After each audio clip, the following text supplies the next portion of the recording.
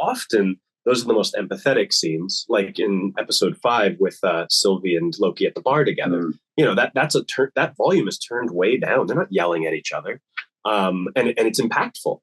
And that's so that you can have a finale where he blasts apart the loom and it's loud and fun. Hey, thank you for taking the time. I'm excited to get to chat with you again. Last time we spoke was for Synchronic back at the Beyond Fest premiere. And it's crazy to think that you guys have gone from indie mind benders to now big budget mind benders with Loki season 2. And I'm curious what that journey's been like for you guys, even as you worked in something in the dark or dirt in between all of that. To be honest, last time we spoke, I think we were literally shooting something in the dirt when we spoke to you, I think. Because I think that's when we were promoting Synchronic. And it's pretty wild because at that time, we had done one episode of television. We did Jordan Peele's Twilight Zone at that time. We had that under our belts. But we're still really struggling to find just, sort of jobs in the industry at large, beyond our indie film stuff, which we're still doing, we'll always do. But wanting to go branch out and do things in the industry at large. And from the last time you spoke to us, it was like nonstop. Like we were in principal photography and something in the dirt. We were finishing it. And then we immediately went to go do Archive 81 for Netflix. We did a couple episodes there. And then we immediately went into Moon Knight. And then we immediately went into Loki. Yeah. And then here we are. Still working on the next indie film project, still working on lots of things. But it's been very grateful, but not just nonstop since last time we spoke. Yeah. So thank you. You were a good luck. It must have been. You're like a good luck. Yeah. I put out the good vibes in the universe for you guys. Thank you, Grant. Well, I love hearing that though, and I love what you guys have done with both Moon Knight and Loki season 2. I mean, this show continues to look incredible, but also still feel wholly unique to your guys' vision. And one of the things that I loved about it was how intimate a lot of the camera work is. There feels like a lot more close-up shots on the actors during some of the more emotional moments and compared to some of those wide shots in season 1.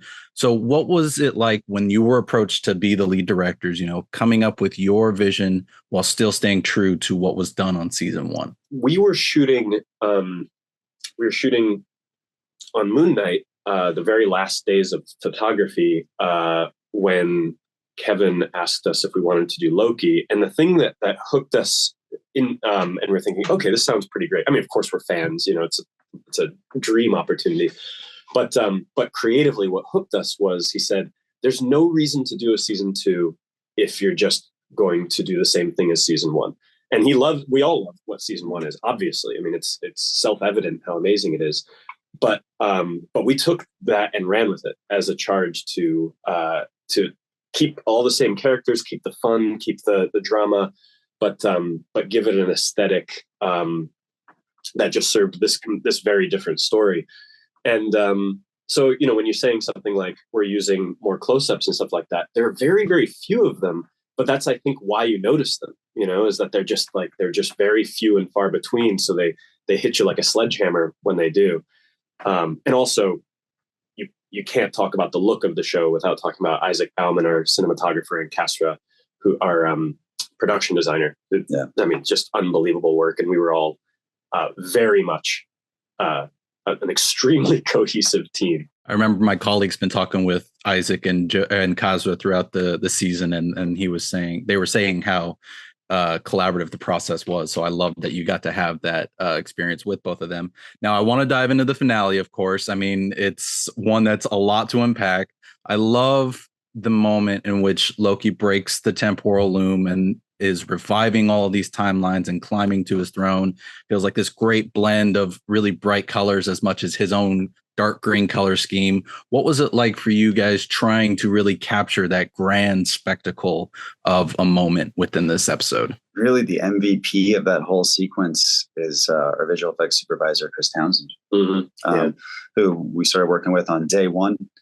And just so many meetings where we're telling him what we're thinking and what we'd all want. And it was like he was psychic. It was like, I don't know how he was taking all of our like fractured information and then synthesizing it into something, and then somehow communicating that to a bunch of amazing artists who did this amazing sequence. But really, it's the brilliance of Chris Townsend and obviously Tom, and Isaac Bauman and Aaron. I didn't do anything. Well, I just like one thing you'll actually probably notice in that sequence is and this is us just trying to honor Tom's performance so much, was the camera.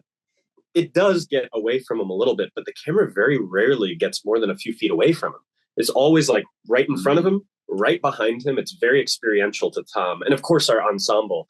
But there's only a few shots that would be called pure wide shots, meaning it has no point of view, it has nobody with the camera, and I think that was honestly just part of the philosophy we developed since the very, very beginning, and actually pulled from Moon Knight and our indie films, which is nobody cares about the visuals if the characters aren't in place.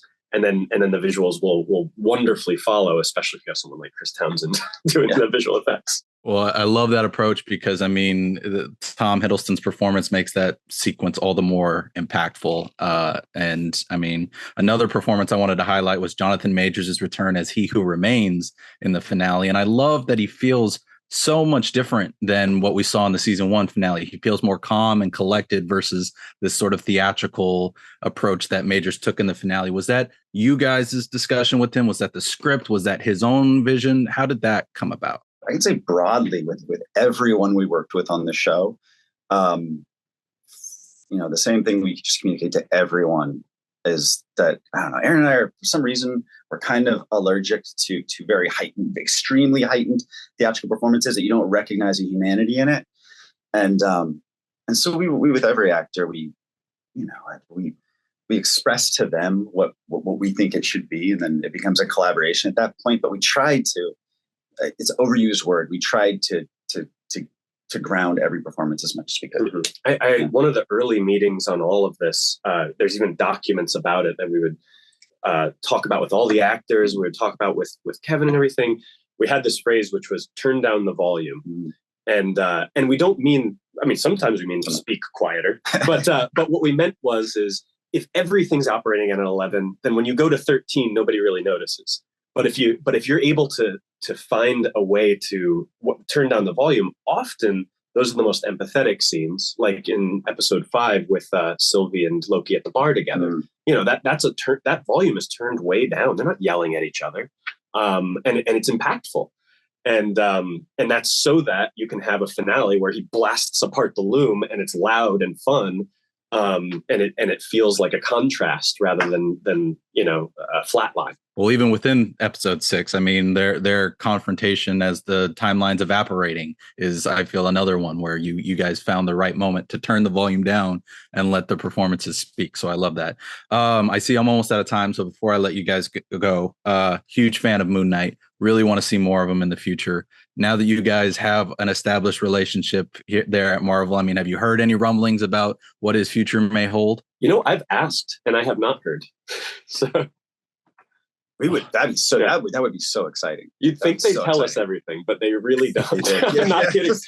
We were finding out about Quantumania stuff while we were shooting Loki, and we stuff like that. It was we just found out we have an office 30 minutes ago. Yeah.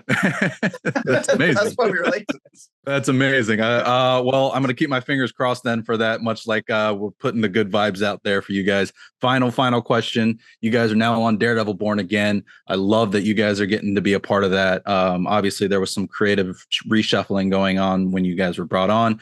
What can you tell me about what the new vision holds for the show in comparison to what was previously being done on the show? We will answer this question when we have the answers. But as Justin said, we just got shown our office to take these. We are such early days. It is the very beginning. So Aaron hasn't even put up his motivational posters yet. Yeah. The hang in there. Yeah. Well, hang in there, guys, for real. It's been great catching up with you again. I can't believe you guys found a way to top what season 1 already did with Loki season 2, and I can't wait to catch up again and hear more of what you're doing. So hope you guys have a great weekend and have fun getting set up. Awesome. Thank you so much, man.